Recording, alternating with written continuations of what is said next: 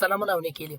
زه تاسو ټولو ته د MS Excel د یوې ورځنیزې ویډیو لپاره ښه راغلاست. راځو نن موږ د ډیټا ټایپ په اړه باندې خبره کوو. په دې کې چې کوم ګروپونه او کوم مهم اپشنونه دي د هغو په اړه باندې خبره کوو. نو راځو مخکې له مخکې زه ډیټا ټایپ خلاصوم.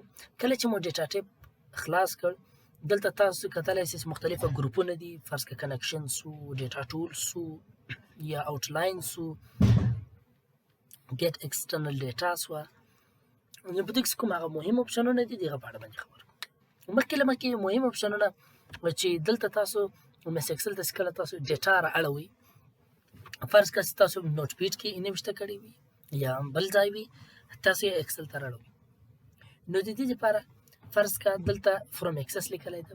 که چیرې تاسو له اکسس یعنې یو فایل یې هغه اکسس کې تاسو جوړ کړی او سیو کړی وي، هم اکسل ته یې رااړوئ، تاسو د دې اپشن له ذریعې په اسانه توګه رااړولی شئ. او فروم وی که چیرې آنلاین یو فایل هغه تاسو رااړوئ، هم یې په اسانه طریقه رااړولی شئ. دغه رقم فروم ټیکس سو، فرض کړه په نوټ پیډ یو بل داسې شي کې تاسو جوړ کړی وي، هغه رااړولی شئ. فروم ادر سورس یعنې که نور مختلفه فایلونه وي له هغه ځای تاسو رااړوئ، نو په اسانه توګه یې تاسې رااړولی شئ. نو راځو دلته د نمونې په شکل د یو سمپل په شکل باندې زه تاسو ته یو فایل درښیم چې دلته موږ ډیټا رااړوو، هغه تاسو څنګه رااړولی شئ. نو راځو فرض کړه نوټ پیډ کې مخکې له ما سره یو فایل شته چې هغه د ډیمو ډیټا په نامه باندې زه راځم د خلاصوم. ګورئ که تاسو چیرې په نوټ پیډ کې یو شی نوشته کوئ، اوس فرض کړه دلته نیم ده، بیا انګلیش ده، بیا کمپیوټر ده، بیا میت ده، هغه خپل نمبرونه او خپل نوماني. دلته به یو شی ډیر مهم ده چې هغه تاسو باید په نظر کې وساتئ. که چیرې تاسو په نوټ پیډ کې یو شی نوشته کوئ او بعد له هغه اکسل ته اړوئ، نو مخکې له مخکې به تاسو دا ټاکئ چې زه د سپیس په ذریعه سره جلا کوم، د ټیب په ذریعه سره جلا کوم، یا بل کوم داسې سمبول چې د هغه په ذریعه سره جلا کوم، او هلته بیا دوی جلا راشي، جلا کالم ورته جوړ شي. نو دلته تاسو کتلی شئ چې ما د سپیس په ذریعه باندې سره جلا کړي دي، یعنې نیم، بیا سپیس، بیا انګلیش، بیا کمپیوټر، بیا میت. اما نومان خو برابر راغلي دي، مګر دغه کوم نمبران چې دي دا لږ سره تیر و بیر دي، یعنې د هغه برابر نه دي راغلي، هغه فرق نه کوي، خو سپیس ضروري ده، سپیس باید ورکول شي. نو راځو دا ډیټا زه راوړم دلته اکسل ته. دا موږ څنګه کولی شو په اسانه توګه باندې راوړئ. اوس سیل چې کوم ځای کې تاسو غواړئ هغه سیل باید سلیکټ. اوس فرض کړه که زه دلته غواړم یا دلته، اوس فرض کړه زه غواړم چې دلته راشي، نو باید زه دا سیل سلیکټ کړم، بعد له هغه ولاړ شم فروم ټیکس باندې کلیک کړم. نو راځم زه فروم ټیکس باندې کلیک کوم، دلته لوکیشن یعنې هر ځای چې هغه فایل وي هغه فایل باید سلیکټ کړئ، بعد له هغه په امپورټ باندې کلیک وکړئ. نو راځو زه ډیمو ډیټا ده سلیکټ مو کړه، دلته د اوپن په ځای باندې امپورټ ولیکل شو، که چیرې مخته تاسو پام کړئ دلته اوپن لیکلی. نو راځو په امپورټ باندې کلیک کوو. کله چې مو په امپورټ باندې کلیک وکړ، بیا به نیکسټ کوو. نیکسټ اوس دلته تاسو کتلی شئ چې کومه لیکه یا کوم نشان داسې هم شی نه ښکارېږي، اما دلته یې لیکلي دي چې ټیب یا سیمه کالم یا کاما یا سپیس یا ادر. نو هغه کوم چې ما تاسو ته مخکې ویلي و چې نوټ پیډ کې دا یو شی ډېر مهم ده چې داسې د چش په ذریعه باندې سره جلا کوئ. نو سپیس ما سپیس ورکړی، زه به دلته سپیس سلیکټ کړم.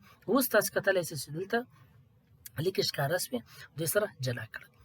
زه راځم په نیکسټ باندې کلیک کوم. کله چې په نیکسټ باندې کلیک کړل، فینیش باندې به کلیک کوم.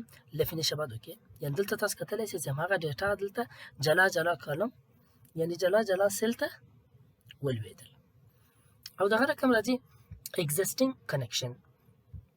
اوس دلته چې کوم هغه کرنټ یا تازه کوم فایلونه باندې کار شوی، تازه فایلونه خلاص شوي د هغه په اړه باندې تاسو یا معلومات یا په دې کې ایډیټینګ کولی شئ، هغه تاسو دلته ډایرکټ خلاصولی شئ.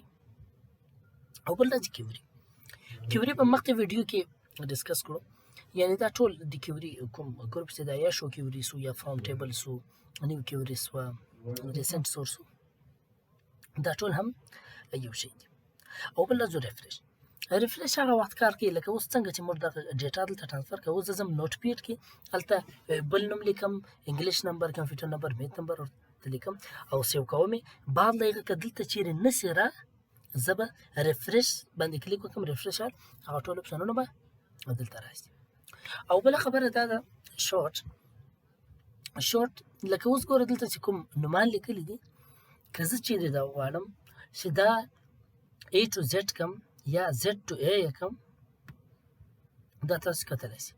اوس سره راځم دا A to Z، یعنې A to Z خو مخکې هم دي، بیا Z to A، یعنې که چیرې اول نوم له Z څه وي، بیا Y بیا X دا نومان راړي، او که چیرې A to Z یې کم، یعنې اول چې د A څه نوم وي، بیا د B څه بیا د C څه بیا د D څه، همدغه نومان دی داسې راولي.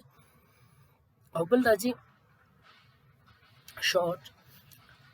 دلته زه اوس غواړم فرض که یعنې ټوټل چې د چا چې هغه کوم کم نمبر دی هغه باید پورته راسي. نو زه راځم دلته ټوټل سلیکټ کوم. کله چې موږ ټوټل سلیکټ کړ دلته سمالست ټو لارجست، یعنې اول د سمال راسي بیا د لارج راسي.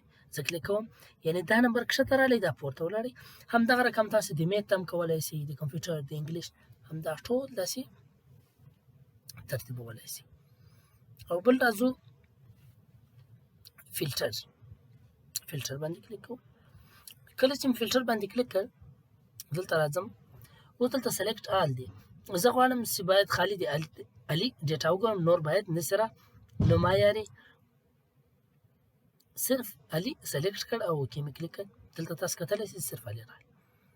او که چیرې تاسو غواړئ چې کوم فلټر ده دا باید کلیر سي، نو له دې ځایه څخه هم تاسو کلیرولی شئ، او هلته چې کوم هغه اپشن ده د هغه ځای هم تاسو کلیرولی شئ. او بل راځي ډیټا ویلیډیشن، یعنې په دې به اول دا وکړو، یعنې دلته په دې ځای به تجربه کړو ډیټا ویلیډیشن. زه راځم په ډیټا ویلیډیشن باندې کلیک کوم.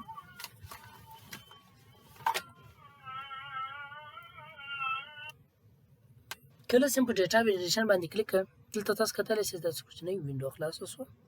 زه راځم ډیټ سلیکټ کوم. دغسې تاسې انیبیلیو، هول نمبر، لیست، ټایم، ټکس هر یو باندې تاسو دغه اپلای کولی شئ، خو صرف د یو نمونې دپاره زه د ډیټ باندې درښیم چې په ډیټ باندې څنګه کار کوي.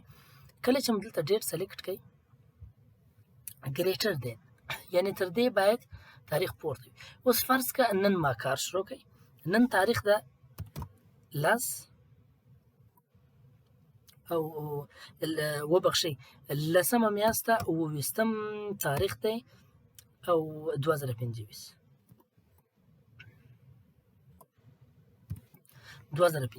یعنې دلته چې زه کوم تاریخونه لیکم هغه باید تر دې پورته وي، یعنې تر دې کښته نه وي. ولې موږ ته معلوم وي باید چې زه د هغه ورځې که چیرې په غلطي کې هم هغه تاریخ ټایپ کړم چې تر دې ورځې شاته وي، نو هغه وخت ما په کار کې نه راځي، یعنې زما کار له دا نن څخه شروع ده. اوس که زه چیرې دلته فرض که اوله میاشت اول تاریخ 2025 ولیکم، دی به ما ته اجازه نه کړې ده، ولې چې دا تاریخ موږ نسو ټایپولی. او که چیرې زه دلته راسم 11م تاریخ وبخښئ 11مه میاشت یعنې 28م تاریخ 2025 دی به ما ته اجازه راکړي، یعنې دا موږ کولی شو.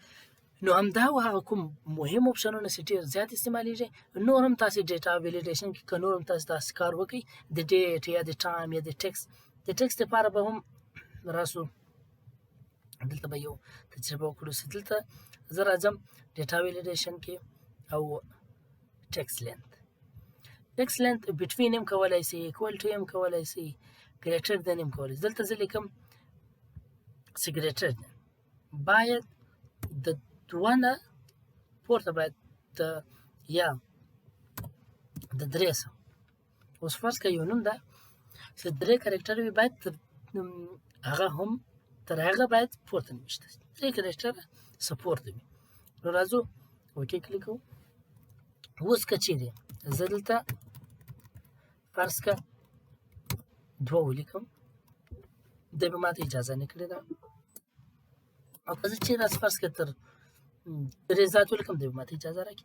نو همدغه رقم دغه اپشنونه کار کوي. تاسې که چیرې څه کار باندې وکړئ نور هم تاسې ته ښه معلومات حاصلیږي.